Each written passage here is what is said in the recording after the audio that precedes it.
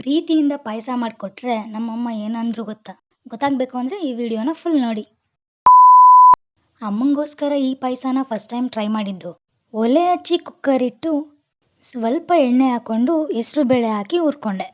ಇನ್ನು ಇದಕ್ಕೆ 2 ಗ್ಲಾಸ್ ನೀರು ಹಾಕಿ ಕುಕ್ಕರ್ನ ಕ್ಲೋಸ್ ಮಾಡಿ 2 ವಿಷಲ್ ಕೂಗಿಸ್ಕೊಂಡು ಕೂಲಾಗಾಕ್ಬಿಟ್ಟೆ.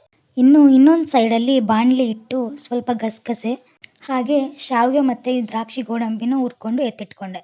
ಇನ್ನು ಒಂದು ಪಾತ್ರೆಗೆ ನೀರು ಬೆಲ್ಲ ಹಾಕಿ ಕರಗಿಸ್ಕೊಂಡು ಶೋಧಿಸ್ಕೊಂಡು ಬೇರೆ ಪಾತ್ರೆಗೆ ಹಾಕ್ಕೊಂಡೆ. ಇವಾಗ ಇದಕ್ಕೆ ಬೇಯಿಸಿರೋ ಹೆಸರುಬೇಳೆ, ಶಾವಿಗೆ, ಏಲಕ್ಕಿ ಪುಡಿ, ಗಸಗಸೆ, ದ್ರಾಕ್ಷಿ ಗೋಡಂಬಿ ಹಾಗೆ ಸ್ವಲ್ಪ ಕಾಯಿ ತುರಿ ಇಷ್ಟು ಹಾಕಿ ಮಿಕ್ಸ್ ಮಾಡಿದ್ರೆ ಪಾಯಸ ರೆಡಿ.